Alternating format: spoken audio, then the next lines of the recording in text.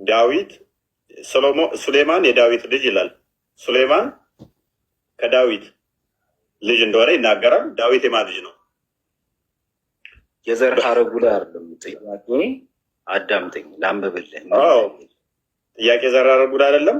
38ኛው ሱራ ወይም 34ኛው ለሚሸኪት ወይ 24 ላይ ዳዊት ዘሙት እንደወለደ ባሳየስ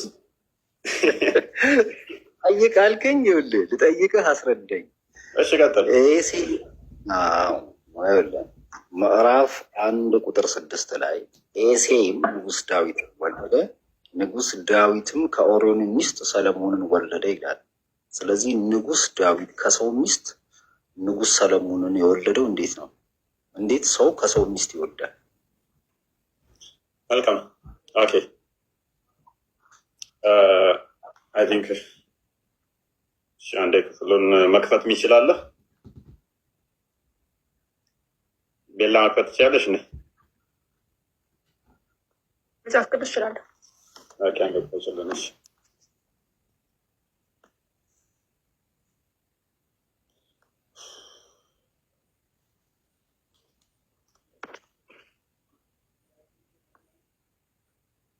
እሺ ማቴዎስ ወንጌል ነው። ምዕራፍ 1:6 ኦኬ። ማቴዎስ ወንጌል ምዕራፍ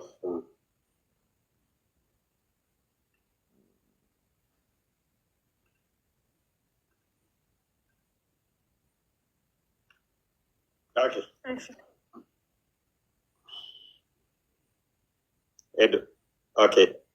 ሰለሞንም ከራኬብ ቦዜን ወለደ። ቦዜም ከሩት ኢዮባድን ወለደ።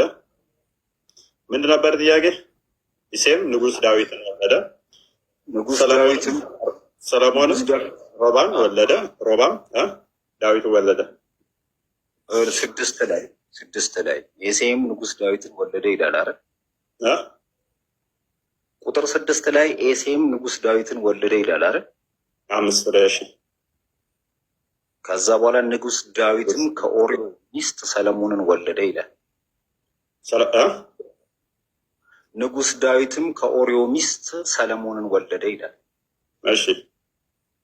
ስለዚህ ንጉስ ዳዊት ከሰው ሚስት እንዴት ነው የወለደው? መልካም እሺ። ታሪኩ ሁለተኛ ሳሙኤል ላይ ምዕራፍ 12 ይገኛል። ዳዊት ሙት አድርገዋል። ሁለተኛ ሳሙኤል ምዕራፍ 12 ላይ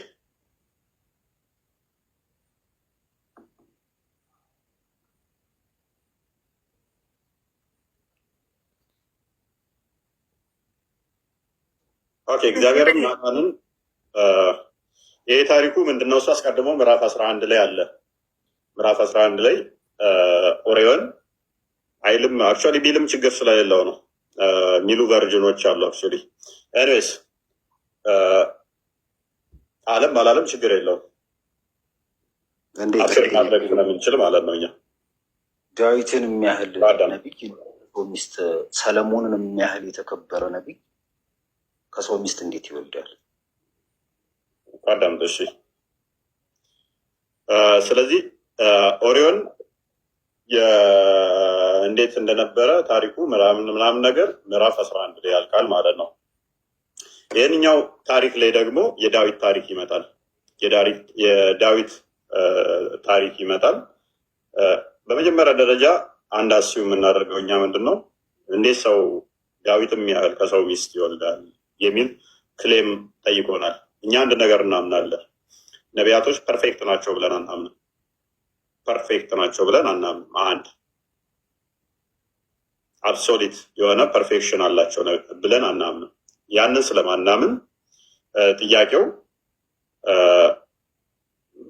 ለምን እንዴት ምናምን የሚለው ነገር እንዴት ይሰራሉ የሚለው ነገር አይመጣውም እኛ ጋር ማለት ነው። ሮሜ ምዕራፍ 5 ሮሜ ምዕራፍ 3 ይህን ምንም ያብራራዋል። ሁሉ ኃጢአት ሰርተዋል በድለዋል ይላል። ስለዚህ ኃጢአትን ሰርተዋል በድለዋል፣ ነገር ግን ይቅርታ ጠይቀዋል በሚገባ። ስለዚህ ወደ ብሉይ ኪዳን ስንሄድ ብሉይ ኪዳን ደግሞ ያውም ከጸጋው የራቁበት በሕግ ውስጥ በዛ ወደ ጨለማ ውስጥ በነበሩበት ሰዓት መውደቅ መነሳት የለም ወይ? በደንብ አለ።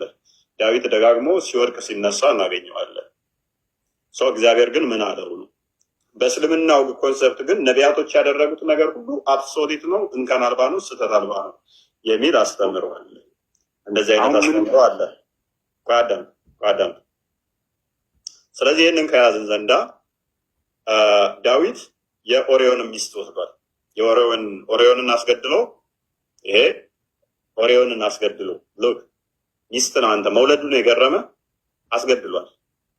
ባሏን አስገድሎ ይሄ በጣም የተጠላ ነው።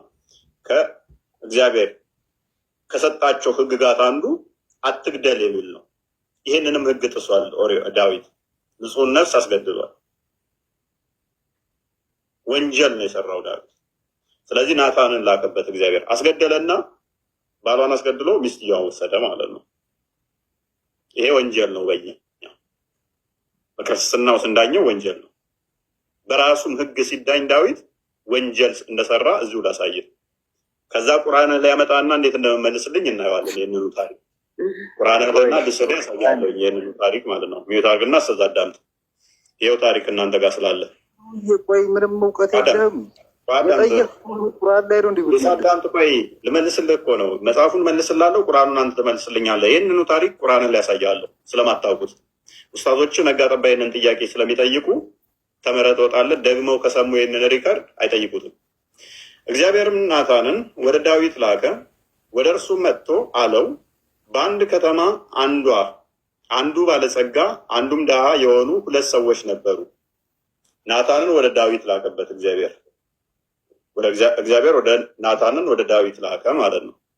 ከዛስ ምን አለው? አንድ ከተማ አንዱ ባለጸጋ አንዱም ድሃ የሆነ ሁለት ሰዎች ነበሩ ብሎ ይነግረዋል። ይህ ሰው ለባለጸጋውም እጅግ ብዙ በግና ላም ነበረው ይለዋል። ናታን ምን ብሎ ለዳዊት ይነግረዋል? ለባለጸጋው ብዙ ላምና በጎች አሉት፣ ለድሃው ግን ከገዛት ከአንዲት በግ በቀር አንዳች አልነበረውም። አሳደጋት፣ ከልጆቹ ጋርም በእርሱ ዘንድ አደገች። እንጀራውንም ትበላ፣ ከዋንጫውም ትጠጣ፣ በብብቱም ትተኛ ነበር። እንደ ልጁም ነበረች። ለምን? እንደ ልጁም ነበረች። ወደ ባለጸጋውም እንግዳ በመጣ ጊዜ ከበጉና ከላሙ ወስዶ ለዚያ ወደ እርሱ ለመጣው እንግዳ ያዘጋጅለት ዘንድ ሰሰተ። የዛንም የድሃውን ሰው በግ ወስዶ ለዚያ ለመጣው ሰው አዘጋጀ። እሱ ብዙ በጎች ብዙ ላሞች እያሉት ለእንግዳው ከመስጠት ይልቅ የዛን የአንዲቱን ቀማና ለዛ ሰጠ፣ አዘጋጃት። ዳዊት በዚህ ሰው ላይ እጅግ ተቆጣ፣ ተናደደ። እንዴት እንደዚህ አይነት ነገር ይሰራል ብሎ ተቆጣ። ናታንንም ያው እግዚአብሔርን ይህን ያደረገ የሞተ ሰው ልጅ ነው አለ። የሞት ልጅ ነው፣ ፍርድ ይገባዋል፣ ሞት ይገባዋል አለ።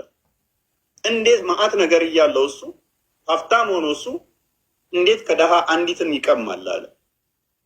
ይህን አድርጓልና አላዝንም፣ ስለ አንዲቱ በግ 4 ይመልስ ብሎ ፍርድ ሰጠ።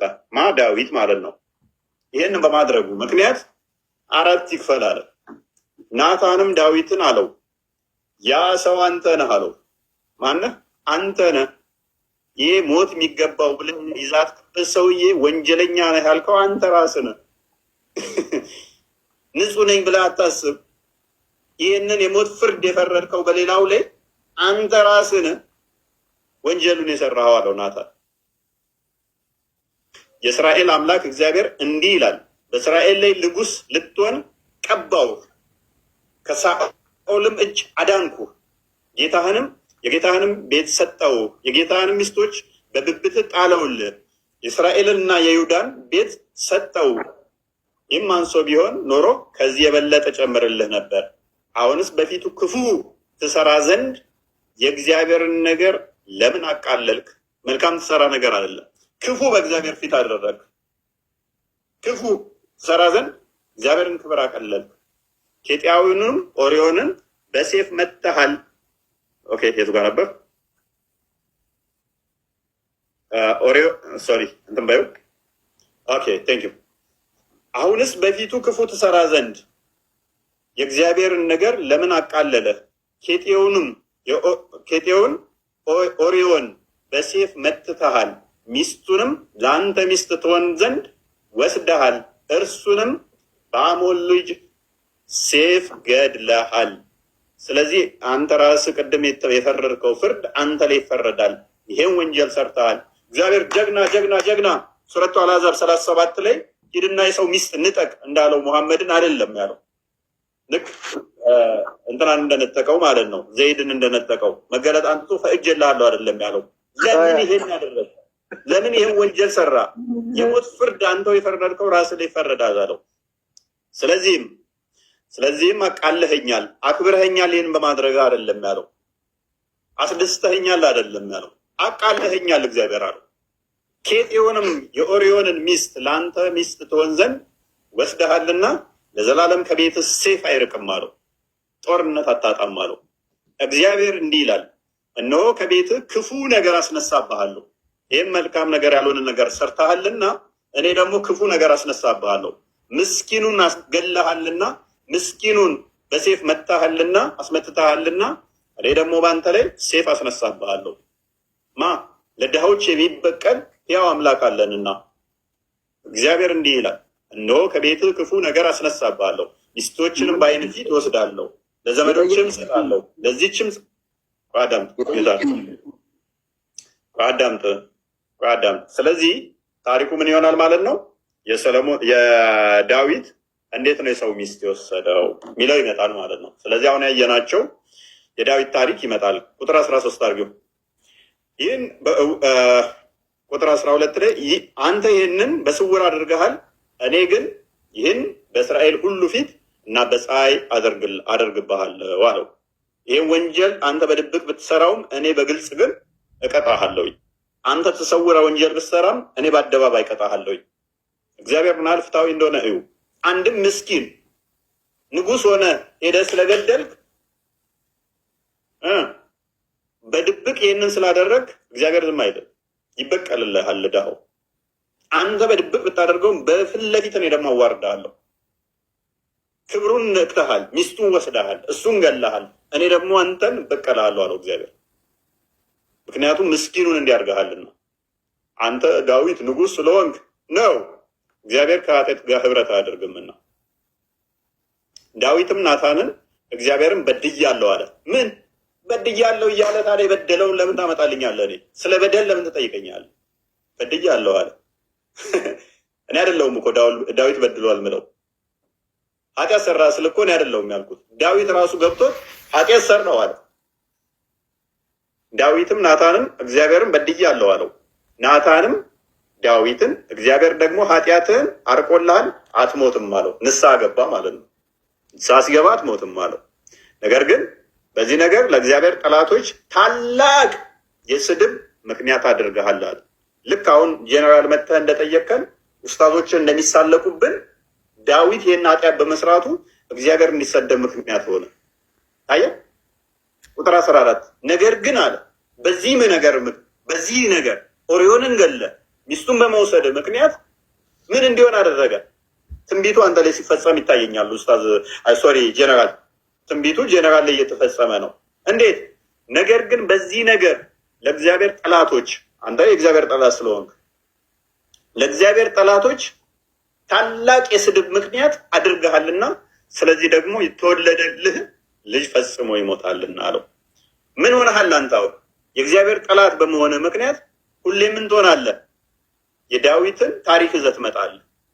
የዳዊትን ታሪክ ይዘህ የምትመጣው ዳዊት በማድረጉ ምክንያት የእግዚአብሔር ጠላቶች እግዚአብሔርን እንዲሳደቡ፣ በእግዚአብሔር ላይ አፋቸውን እንዲከፍቱ፣ አፋቸውን እንዲያላቅቁ ምክንያት ሆነ ማለት ነው። ነገር ግን ዳዊት ከዛ በኋላ ንስሐ ይገባል። ልጁ ከሞተ በኋላ ንስሐ ይገባል። ስለዚህ ሰለሞን የሚወለደው በኋላ ይመጣል ማለት ነው። ንስሐ ገብቶ ኤቭሪቲንግ ካለቀ በኋላ ማለት ነው። ስለዚህ አዳም ሰለሞን ንስሐ ይገባል። ስለ ኃጢአቱ ስለ መጀመሪያው ጥፋቱ ግን እኛ የምንጠየቅበት ቁርአን መክፈት ትችያለሽ እንትና ቤላ ይህን ታሪክ ቁርአን ላይ እናሳየው። አሁን ኡስታዙ እንዴት ትሪት